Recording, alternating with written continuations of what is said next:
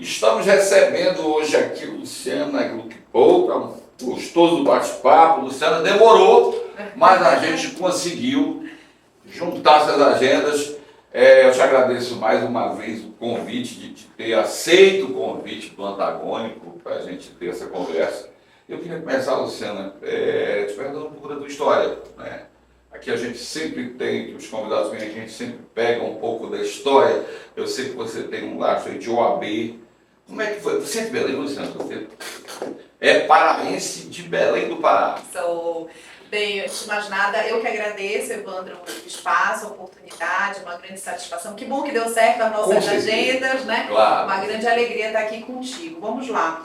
Eu sou paraense, sim, né? Sou de Belém, minha mãe é carioca, mas veio para cá com 14 anos e casou com meu pai paraense. Meus avós moravam no Rio, minha avó é paraense, meu avô que era paulista, então eu nasci aqui, me criei aqui, fiz faculdade aqui. Eu acho, me permita dizer, seu único erro foi casar com o Ricardo. Abraço, Ricardo, é brincadeirinha. Ricardo é meu amigo, amicíssimo. Mas... Isso. E aí aí já falando, né, da minha carreira profissional, eu decidi fazer direito. Eu tinha o meu padrinho, Paulo Tuautal, era um grande advogado aqui no Pará, né, e foi a pessoa que me inspirou. Minha mãe era professora de matemática da universidade, meu pai dentista, mas meu pai foi jogador de futebol, campeão pelo Paysandu aí na década de 60. Mas de onde veio esse estalo para a advocacia? Pois é. Veio direto pensar em fazer outra coisa? Eu pensava, minha mãe dizia que eu acordava médica, almoçava engenheiro e dormia advogada. E aí, aos poucos, fui me interessando, eu gostava muito de matemática, então eu fiz 2 faculdades. Eu sou formada em Ciências Contábeis e em Direito. Fiz Direito pela manhã na Universidade Federal e fiz Contabilidade no CESUPA, né? E aí eu tive as 2 formações, mas desde o início ali trabalhando no escritório Tuautal, que era um escritório muito tradicional aqui na cidade, né? Meu padrinho não deixou de estagiar em nenhum outro lugar, eu tive que desde o início, seguir ali com ele no escritório, com o Dr. Baim, com o Duda, com o Paulinho, né?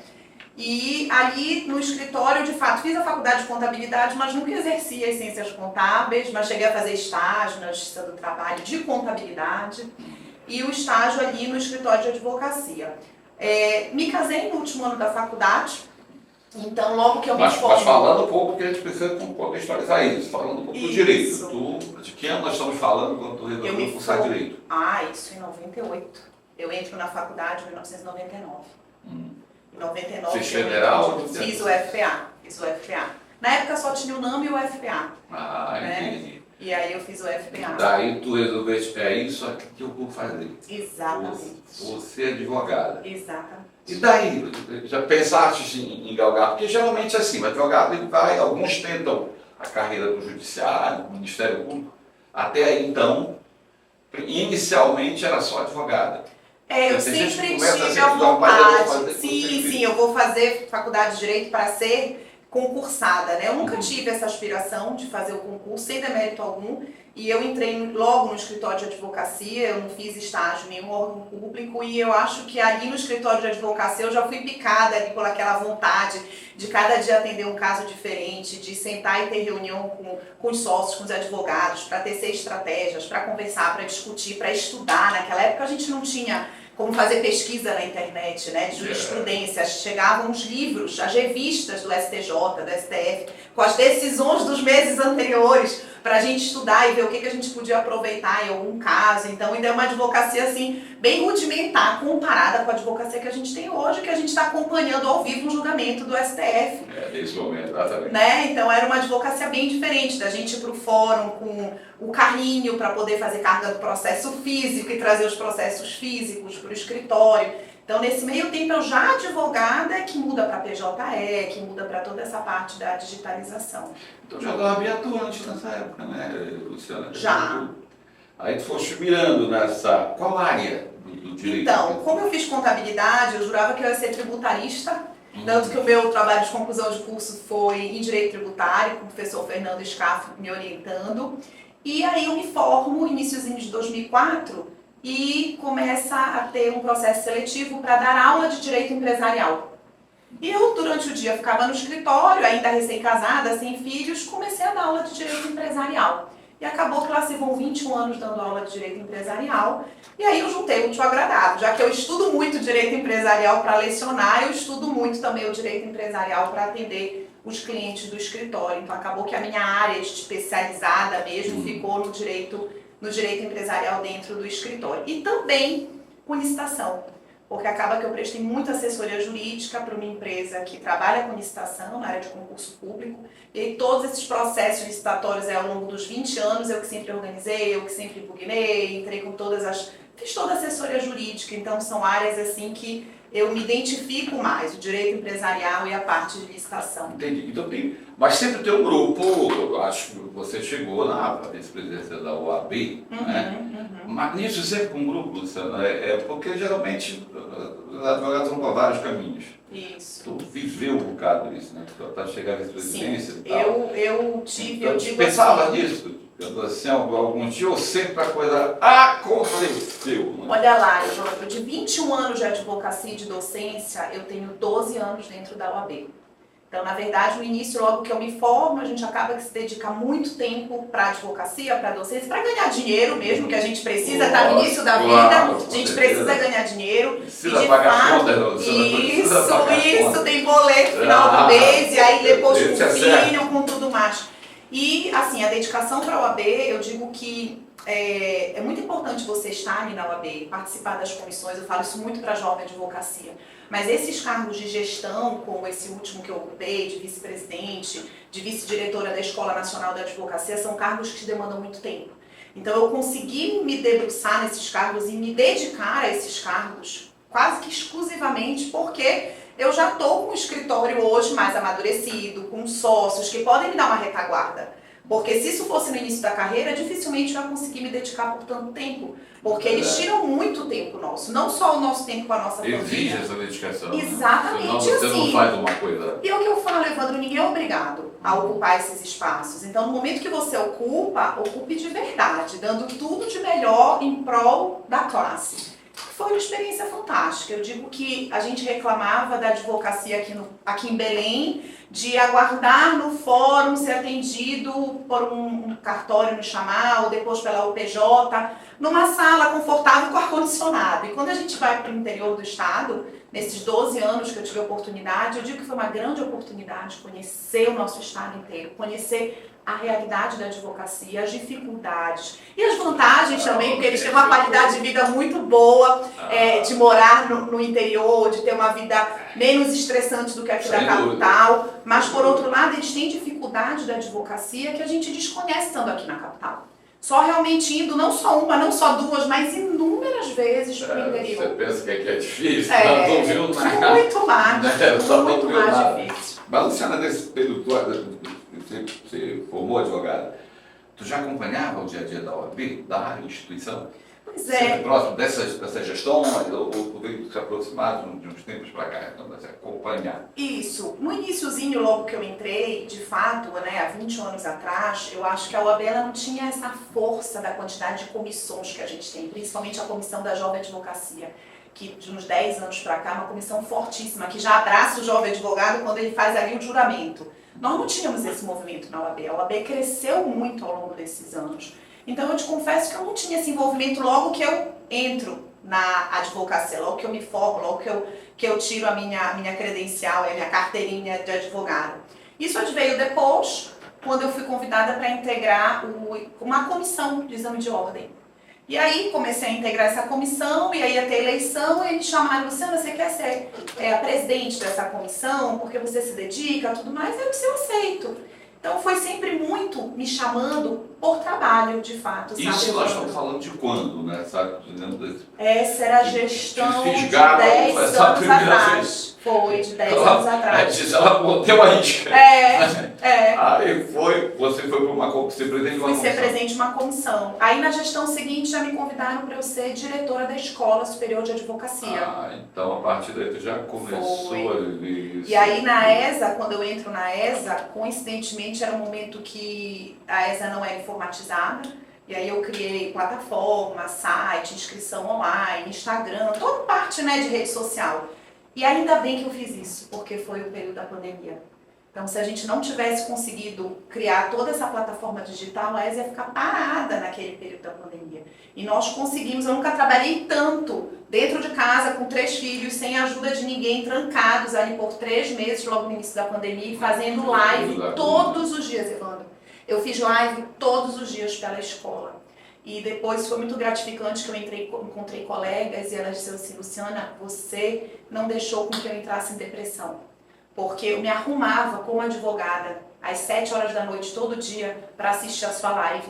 E ali a gente trocava informações, a gente fazia comentários e você falava com a gente. E aquilo fez com que eu não perdesse esse link, sabe? De que eu sou advogada, de que estamos vivos, que temos um grupo, sabe? E assim a gente vai fazendo os trabalhos e não imagina o como isso vai gerar uma repercussão na vida das pessoas, né?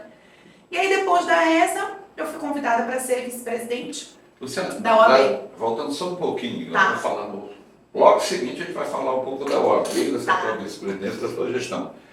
Mas como é que tu vê, da época em que você se formou para hoje, o advogado em si avançou? Tu acha o papel do advogado, ele é bem assistido? Qual a tua visão e tua opinião sobre isso? As dificuldades, os avanços, o que tu vê? Olha, em termos de OAB, eu acho que hoje a OAB ela é muito mais estruturada, né, enquanto instituição para amparar, para proteger os advogados, as advogadas que venham a ter alguma violação de prerrogativa. Ela é muito mais avançada nas pautas relacionadas à mulher advogada, que hoje nós temos liberação do pagamento da anuidade no ano que a gente ganha o bebê. A gente tem a suspensão dos nossos prazos na época que a gente também está de licença maternidade, que não existe, né, para advogada autônoma. Temos prioridade na sustentação oral. Então, são regras que surgem como evolução da sociedade. E a OAB encampou tudo isso, a OAB traz isso tudo. E eu acho que isso tudo só traz mais proteção para a advocacia. Então, a OAB hoje, né, do que há 20 anos atrás, eu não critico o que era 20 anos atrás, porque há 20 anos atrás era o que nós tínhamos. Nós não tínhamos uma regulamentação. Temos para hoje, né? Nós não tínhamos uma discussão tão grande em relação a essas pautas feministas, as pautas das questões raciais, né, as próprias pautas das prerrogativas, como hoje nós temos. Então, que a gente estava falando até anteriormente, eu acho que cada gestão vem e coloca o seu tijolo num caminho para hoje a gente chegar e olhar e dizer, ó, ainda temos que melhorar, ainda temos que fazer mais coisa, mas muita coisa já foi feita aí no passado. A gente volta daqui a pouco para conversar sobre a gestão da Luciana na OAB do Pará, mas eu quero chamar a atenção de quem está nos assistindo. A Giovana Antonelli vai estar aqui, viu, Luciana? Dia 28 de maio, para dar uma palestra só para mulheres, lá no hangar, a promoção do Antagônico, tá? Mas isso a própria Giovana vai convidar vocês aí agora. Olá, minhas empreendedoras guerreiras de Belém.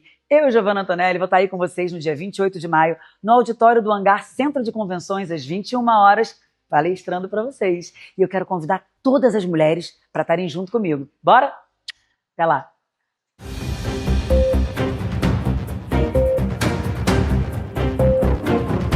De volta aqui nesse bate-papo com a Luciana Gluck-Paul. Gente, eu quero deixar um recado para vocês. Dia 14 de agosto é o aniversário do Antagônico. E nós teremos um grande show. Quem ganha são os leitores. Nós teremos, viu, Luciana? Paulo Ricardo e Raçaneiro no Mangueirão. Vai ser um grande show.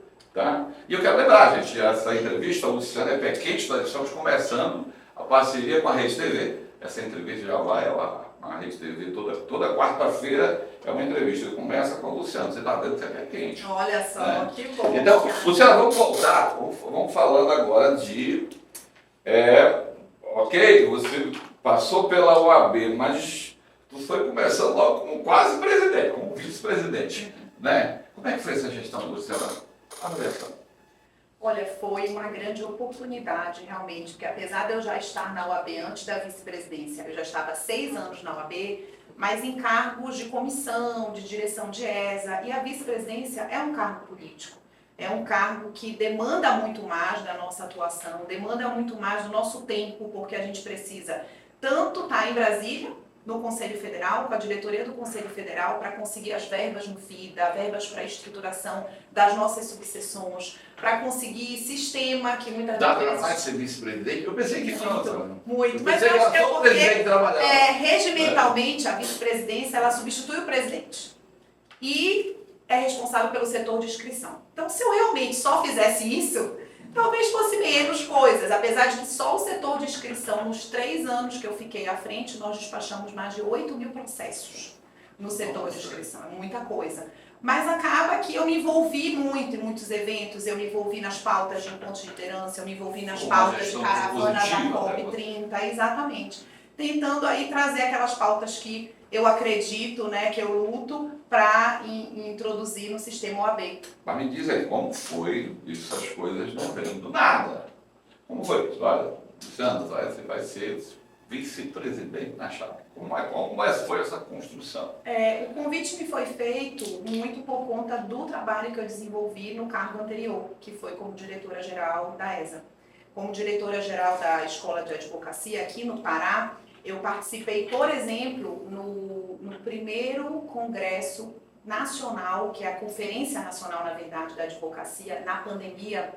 A cada gestão, a cada 3 anos, a OAB, Conselho Federal, tem que fazer a Conferência Nacional. E nesse triênio que eu era diretora da escola aqui, foi o triênio da pandemia. Então, nós organizamos uma conferência online. E eram 5 coordenadores dessa conferência vinculada à Escola Nacional, 4 homens e só eu de mulher enquanto coordenadora. Me foi feito esse convite, eu aceitei mais um trabalho, né? E aí, esse evento foi só maior... Só tudo Luzinha lá, de né? mulher, eram 4 homens e eu de mulher. Foi em julho de 2020 esse evento. E nesse ano, o que ocorreu? Ninguém falava de Guinness. Nós fizemos o evento. O evento teve mais de 100.000 pessoas participando. O evento foi gigante. E sempre com uma preocupação de que todos os painéis tivessem a paridade, tivessem a inclusão de pessoas pretas ou pardas, a inclusão de pessoas com deficiência, de indígenas, quilombolas e tanto mediadores como painelistas. E aí, após isso foi em julho de 2020, para minha surpresa, a equipe resolveu encaminhar para o Guinness Book e nós fomos premiados. Eu tenho uma série, meu nome está lá no Guinness Book, Evandro. Como coordenadora do maior evento jurídico online do mundo. E aí eu fui a Brasília em maio de 2021, ainda de máscara na época, receber o prêmio de uma pessoa toda uniformizada do Guinness, né? Então isso e essa relação, assim, esse trabalho, exatamente. Então não era só um trabalho com Brasília, um trabalho nacional, mas também um trabalho com os presidentes de sucessão. Olha aí, DJ, essa mulher guerreira, hein? Foi importante. Eu acho que é exatamente isso. Esse trabalho me credenciou, me deu visibilidade para olharem para me dizerem, olha, a Luciana tem potencial político, ela tem capilaridade, ela se relaciona em Brasília, ela se relaciona aqui nas subseções, ela trabalha. Então as pessoas se relacionam com ela porque ela consegue fazer as coisas, ela implementa, ela executa. Acho que seria um bom nome para ela ser nossa vice-presidente, né? Foi a partir daí? Foi a partir daí, com certeza. Aí, não pensar as 2 vezes, olha, vamos ver, aceitou de cara, olha, aceitei. Essa caminhada foi árdua, foi tranquila, como é que foi essa... Foi árdua porque o meu ano de 2021 foi um ano muito difícil, foi o ano da nossa campanha, mas eu inicio o ano ainda em fevereiro com tudo fechado, indo para São Paulo, levar minha filha para se operar. Volto de São Paulo, em abril eu retorno para São Paulo com meu pai, doente, e fiquei com ele lá 2 meses e ele faleceu. Então, isso foi em junho. E meio que, assim, outubro, né, começa a eleição. Então, a eleição foi um luto que eu não vivi. Nossa! Sabe, eu lembro que eu viajava o estado todo e eu no avião ali sozinha, no barco, no carro, eu viajava assim, chorando pelo luto do meu pai. Mas às vezes ajudou, né? Porque às vezes ajuda, às vezes você substitui. Foi uma força que veio assim, vamos enfrentar, vamos em frente. Mas foi muito difícil, porque eu saía de casa às quartas-feiras para o interior para fazer campanha e voltava sábado. E eu chegava sábado em casa, tava minha mãe com as minhas filhas, né? Nessa altura o meu filho já estava morando fora, então tava minha mãe lá com elas, me dando esse suporte, essa rede de apoio que as mulheres, pra gente se lançar aí na vida política, nos espaços de liderança, se a gente não tiver rede de apoio, a gente não é ninguém. É o que eu ia te falar, né? Porque se você tá cada desafio, né? Cada barreira a ser alcançada, cada objetivo, você acaba deixando muita coisa. Você tem que fazer escolhas, né? Você tem que deixar muita coisa de lado e esse lado família, a tua vida, do Ricardo é uma loucura, né? Eu, na época, Evandro, eu era vice-diretora, vice-coordenadora do primeiro mestrado profissional aqui da Amazônia, que é do PPGVDA da UFPA. Estava como coordenadora do MPJ e com o nosso escritório de advocacia. Então, para eu me candidatar, eu tive que abrir mão desses cargos, tanto de vice-coordenadora como de diretora, de coordenadora do MPJ. E tive que reunir com meus sócios e dizer, vou ter que encampar aí uma campanha, literalmente, vou ficar out do escritório, vocês vão ter que me dar esse reforço. Tá todo mundo de acordo? Porque não é só uma conversa dentro de casa, é também com teus sócios, porque ali a gente está trabalhando junto. Verdade, então a gente tem que entender que aquilo é bom para todo mundo, porque senão vai haver alguma desavença. E aí tem que agradecer, porque de fato meus sócios são extremamente parceiros, sempre. Lembrando aos nossos amigos leitores, quem está nos assistindo agora, que essa mulher é a primeira dama do futebol paraense, rapaz. Ela é casada com o Ricardo Duque, que é o presidente da federação. Né? Aí imagina, a vida deles é uma loucura. Vocês se encontram de vez em quando. Né, Luciano? Então, olha só, Luciano, tu sabes que a função do jornalista é apertar. Eu costumo dizer que os meus convidados, né, que é igual que eu chamo eles de colinos, olha, se não apertar, não sai nada. Né? Então, me fala um pouco dessa gestão. Teve problema, Luciano? Como em todas as gestões tem, não é só maravilhas. Deu para encarar numa boa, teve problemas ou foi legal, normal? Eu digo que desavenças políticas sempre existem, né? Mas de fato eu decidi não continuar, né? Eu não vim candidata na eleição que aconteceu agora, final do ano de 2024. Lá em final de 2023 eu já tinha tido algumas desavenças políticas com o meu grupo, mas isso foi conversado, até porque eu gosto de logo conversar, de falar. Isso. E foi também, coincidiu, Evandro, e aí não tem como a gente não envolver nosso lado pessoal. Coincidiu com eu perder a minha mãe. Então eu perco meu pai nas eleições e em final de 2023, ou seja, 2 anos depois eu perco a minha mãe de uma forma abrupta, em 20 dias, uma pessoa saudável, que era minha mão, meu braço, minha perna, nossa, Deus o livre. E eu tive uma desavença política bem nesse momento. Sempre coincidiu com esses momentos. Sempre. E eu tive que ir para o fundo do poço, voltar e dizer, não vou continuar na OAB, vou terminar o meu mandato, vou cumprir com as minhas missões, com as minhas obrigações até o final do meu mandato, dia 31 de dezembro do ano passado, de 2024, mas não vou para o front de eleição. Não tinha condições de participar de eleição no ano que passou.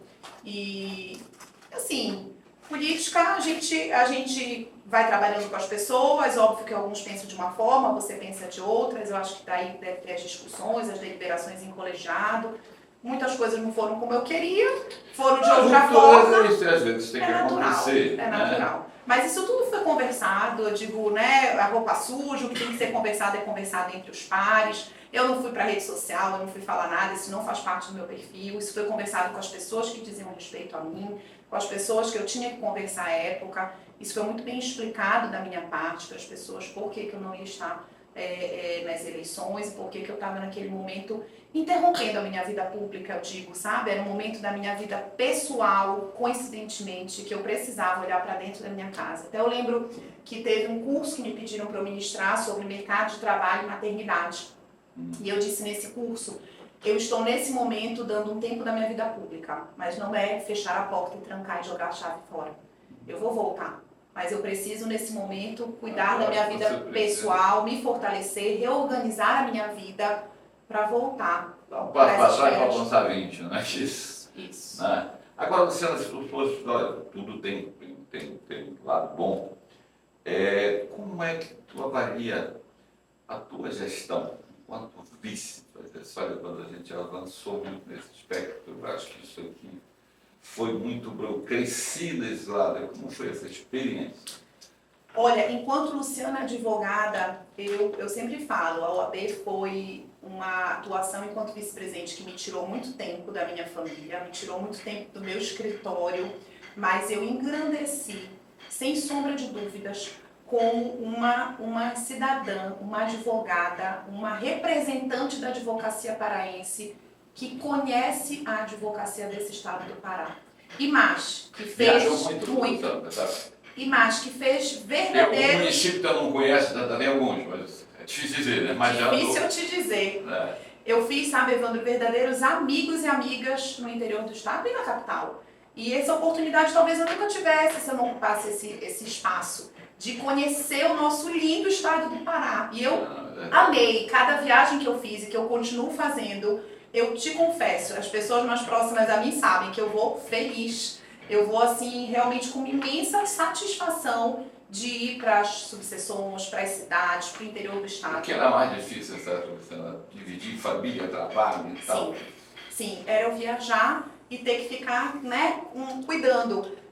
Tenho uma filha pequena ainda, de 8 anos, então tem prova, tem atividade, tem que levar, tá doente, não tá doente. A outra filha estava no vestibular, vai ter aula, vai ter cursinho, quem vai levar, quem vai trazer, o outro filho que mora na Espanha. Então isso, para mim, é a parte mais difícil de uma mulher ocupar um espaço de liderança e cuidar, né? Esse dever do cuidado que está tão em voga, aí já temos até uma política pública nacional sobre o dever de cuidado.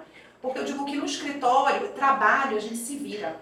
Então eu chegava, às vezes, eu tinha que viajar de madrugada, de quinta para sexta, chegava um cliente de São Paulo quinta-feira e queria falar comigo. Eu recebia ele na minha casa, 10 horas da noite a gente reunia. Ok, dorme tarde, acorda cedo. Dá pra fazer, exatamente, né? Os meus sócios me ajudam de um lado, me ajudam de outro, tem que ir no tribunal, tem que fazer isso, tem que aquilo. Isso a gente resolve. Mas a dor de uma mãe que não está ali do lado da filha, que está doente, porque ela está no interior trabalhando, eu te confesso que às vezes eu arrumava a minha mala chorando. De eu ter que ir, mas era a minha obrigação. Era a minha obrigação e naquele momento foi uma escolha. Eu tinha que ir, lógico, eu não estava deixando ela sozinha, desamparada, ela estava ficando com o pai, né? Ela estava ficando medicada, tudo certinho, mas assim, eu também queria estar ali do ladinho dela, dando colo. Luciano, nesse período, acho que a mulher advogada, falando da advogada agora, avançou no estado do Pará, falando enquanto gestão. Houve muitas propostas nesse sentido que vocês conseguiram avançar. Sim, nós tínhamos uma comissão, a Comissão das Mulheres Advogadas, capitaneada pela querida doutora Gabriele Mauese, por toda uma equipe de advogadas assim, aguerridas e extremamente técnicas. São mulheres advogadas que compunham essa comissão que não apenas defendiam o feminismo por defender, mas defendiam de forma científica, com conhecimento, pautado em direitos e garantias, pautados nos protocolos nacionais, pautados em regulamentação que a gente já tem. E, de fato, nós conseguimos levar para grande parte das subseções um plano que foi lançado nessa gestão anterior, no âmbito nacional, de combate ao assédio. Né? E, assim, para você ter uma noção, que é algo que eu não tinha noção, Marabá é a cidade no Brasil que mais tem situações de violência doméstica.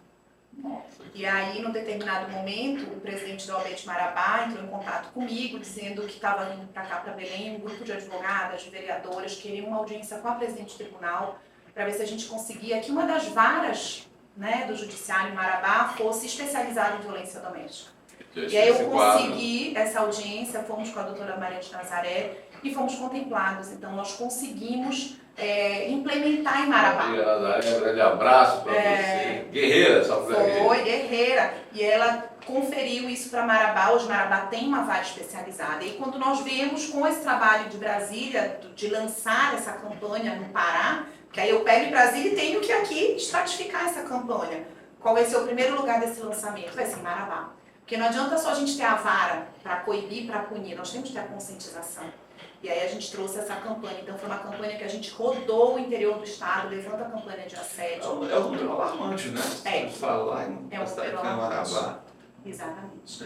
Mas aí tem toda uma política, né, Luciana, de não só o judiciário para acompanhar e tentar pelo menos baixar isso, porque é uma união de força, né? Tem que ser uma política pública para isso. Exatamente. Nós temos, né, no Estado, nós temos a Secretaria da Mulher hoje, que tem um forte trabalho nesse âmbito de violência doméstica, temos as delegacias especializadas, temos as patrulhas cor-de-rosa, que são próprios para esses casos. Nós já tivemos muita evolução, mas os casos, eles continuam crescendo, e talvez porque antes eram subnotificados, agora as pessoas já têm mais força para avisar, para denunciar. Isso. Mas é uma tristeza realmente. Daqui a pouquinho a gente volta para o último bloco dessa conversa com a Luciana Gluck-Pohl, Tá? E não esqueçam, dia 14 de agosto, aniversário do Antagônico, Raça Negra e Paulo Ricardo no Mangueirão.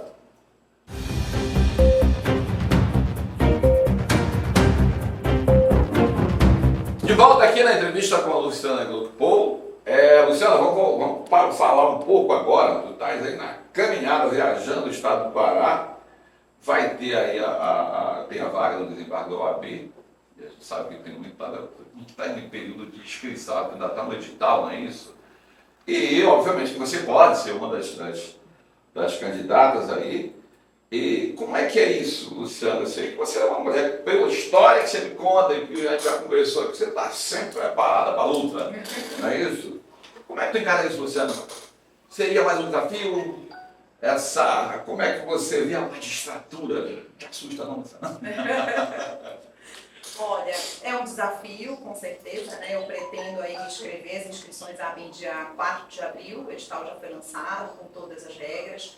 É um novo projeto, é um projeto aí pensado com muito carinho, com muito respeito, porque é um cargo de extrema responsabilidade. Sem dúvida. Enquanto a gente está conversando aqui, Luciana, não te cortando, já te cortando, a gente está mostrando aí as imagens da Luciana viajando, nessa caminhada, visitando os municípios do Pará, como já fazia antes, como na gestão na AB. Mas continua, Luciana. Isso, eu tive aí a oportunidade de estar participando das posses todas das novas diretorias, das subseções da OAB, então esse ano agora, a gente está em março, né? Eu já fui 3 vezes para o sul do Pará, para o oeste do Pará, para a região nordeste, aqui para a região da região metropolitana de Belém, já fui para a região das ilhas, já tive aí com praticamente todos os presidentes e as presidentes das subseções, com a advocacia do interior, né, conversando, mas de fato é um novo projeto. Eu nunca participei de um projeto dessa envergadura de processo de seleção por quinto constitucional, e eu estou encarando como um desafio, sim, mas um desafio com segurança naquilo que eu decidi enfrentar, e pretendo aí a partir do dia 4 de abril realizar a minha inscrição. Agora tu já imaginou, Luciana, a tua vida já é uma loucura. Aí imaginar magistratura, né? Que é uma coisa assim que, se você for pensar, né, de tudo que você já fez, né? Aí de repente virar tocar. Aí eu vou te perguntar de novo, isso não te assusta, isso para ti seria realmente mais um desafio. Tu já te veio, imaginou isso alguma vez na tua vida, virar juiz, virar magistrado? É um novo projeto, como eu falei anteriormente, é um novo projeto. Eu, de fato, em 21 anos, eu vivi a advocacia privada, né? Eu nunca tive nenhum cargo público, de advocacia pública. Eu realmente sempre estive à frente de escritórios particulares, em que eu, né, sou sócia, advogando autonomamente ou como sócia de algum escritório. E na docência, então, sempre dei aula, eu tenho 20 anos aí de docência e de advocacia privada. Então, de fato, é um desafio que, se der certo, é uma nova missão. É bem diferente de tudo que eu vivi ao longo desses 21 anos, mas eu encaro isso como um desafio, mas também, sabe, Evandro, com muita humildade. Porque eu acho que sempre a gente tem que estar disposto a aprender, sempre a gente tem que estar disposto a entrar nos espaços novos com muita humildade, com muita receptividade, né, coerência, e não chegar dizendo estou aqui, vou fazer da minha forma. Eu acho que onde a gente chega e a gente ainda não conhece, a gente tem que ir conversando com as pessoas, pedindo opinião, pedindo instrução, pedindo informação, com humildade mesmo, trabalhar para aprender. É bom falar sobre esse assunto, eu vou conversar com quem entende do riscado, para as pessoas que nos assistem entender bem. Explica, Luciana, como é que é esse processo, porque onde eu vejo, é um Big Brother, rapaz, essa história da vaga do desembargo, né? Porque só vai para votar, vai para o conselho. Me explica direito como é que Isso. Na verdade, passo a passo dessa história. Perfeito. O que eu vou explicar aqui é o que já está publicado, que está no edital, que foi publicado. Estamos falando. Isso. Foi publicado agora, salvo engano, dia 19 de março, né? E nesse edital há um processo seletivo, as regras para o processo seletivo de uma vaga para o desembargo do Tribunal de Justiça do Estado do Pará, vaga essa que é reservada ao quinto constitucional, que é reservada à advocacia. Então, dentre Essa foi criada pela lei da leva e tal. profissional, né? São vagas profissionais. Ou seja, Mas sim. quem cria essa vaga é a Constituição. A Constituição da República é que cria que nós temos 1/5 de vagas para o Ministério Público, 1/5 de vagas para a advocacia e as demais vagas são para a magistratura, para os juízes e juízas de carreira. Então, esse edital que foi publicado, ele trouxe as regras desse processo. Essas regras elas têm que estar de acordo com o provimento do Conselho Federal da OAB, um provimento de 2004, que foi alterado em 2010. Tem que estar de acordo com uma resolução do Conselho Seccional da OAB, que foi aprovado agora, a resolução, salvo engano, número 14 de 2025. E aí tem o edital, que são as regras mais práticas, que tem o cronograma e tudo mais. Pelo cronograma, dia 4 de abril abrem as inscrições, encerram dia 23 de abril. E depois essas inscrições vão conferir, né, toda a documentação, se as pessoas têm realmente o tempo de advocacia, tudo mais, vão ser homologadas as inscrições e todos os candidatos inscritos vão ser arguidos numa sessão do Conselho Seccional. Então, os conselheiros seccionais da OAB vão arguir os candidatos e após essa arguição vão ser votados 12 advogados. Nessa primeira leva aí, 12. ficam 12. Isso. E aí algo É igual o novo. Campeonato Brasileiro, falar pro Ricardo, olha, Pronto. ficam 12. E um ponto muito novo, né, que eu até parabenizei a gestão atual da OAB, através Desse da... ponto que eu falar, que houve uma mudança no... Isso. Eu na regra do parabenizei... jogo. Eu parabenizei a doutora Brenda, por quê? Porque era uma pauta capitaneada por ela, mas obviamente que é uma parabenização a toda a gestão de que foi introduzido nesse edital a questão da paridade e a questão da cota racial. Então, desses 12 que vão ser escolhidos no Conselho em junho, ainda não tem a data certa, mas é em junho provavelmente, vão ser 6 mulheres, 6 homens. Dentre os 6 homens, 2 pretos ou pardos. Dentre as 6 mulheres, 2 pretas ou pardas. Isso é importante. E esses 12 nomes é que vão ser levados para a classe. E aí, no dia 11 de agosto, que é o dia da advocacia, vai ter a eleição. Essa eleição vai ser online. E toda a advocacia paraense que esteja adimplente vai poder votar em até 3 mulheres e em até 3 Então, homens. Luciano, você está me dizendo que a data da eleição, já temos a data da eleição, Da eleição à classe, sim. Da consulta direta, sim. dia 11 de agosto. 11 de agosto. Olha aí, rapaz, 3 dias antes do aniversário do Antagônico. É. Então, toda a classe será consultada. Será consultado. A base é esses 12 nomes, né? Exatamente. Né? Exato. Ok, a partir de então, daí forma-se a partir, ficam 6 a partir 6, daí. a lista sextupla. Essa lista sextupla vai ser homologada pelo Conselho da OAB e vai ser encaminhada para o Tribunal de Me Justiça. corrija se eu estiver errado. Nesses 6 são 3 mulheres e 3 homens, ou Perfeito. não vai seguir essa regra? Perfeito. É os 3 3 mulheres e 3 3 homens mais homens. votados. Isso. Sendo que das 3 mulheres, uma preta ou parda, e dos 3 homens, um preto ou pardo. Pronto.